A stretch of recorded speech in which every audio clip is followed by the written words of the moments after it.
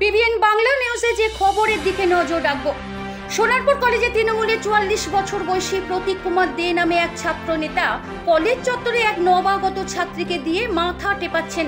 ভাবুন কি কাণ্ড। বর্তমানে সে সোনারপুর মহাবিদ্যালয় ছাত্র পরিষদের কোঅর্ডিনেটর। সোশ্যাল মিডিয়ায় ভাইরাল ভিডিও রাজনীতি মহলে ঝড় তুলেছে। দিন কয়েক সোশ্যাল মিডিয়ায় ঘুরে বেড়াচ্ছে একটি ভিডিও, সেই ভিডিও আপনাদের সামনে তুলে ধরছি।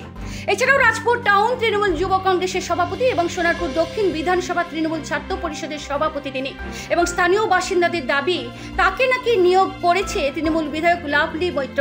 এই ব্যক্তির বিরুদ্ধে রাজপুর সোনারপুর পৌরসভার 15 নম্বর ওয়ার্ডের তৃণমূল কাউন্সিলর পাপিয়া হালদার আগেই সোনারপুর থানায় শারীরিক ও মানসিক হেনস্থার অভিযোগ দায়ের করেছিল। তারপরও পুলিশ কোনো ব্যবস্থা নেয়নি। ভাবুন, তৃণমূল কাউন্সিলরের পর্যন্ত কথা শুনছে না পুলিশ। ভাবুন রাজ্যের কলেজগুলিতে মহিলাদের ওপর কি অত্যাচার চলে। দেখুন পিবিএন বাংলা নিউজে।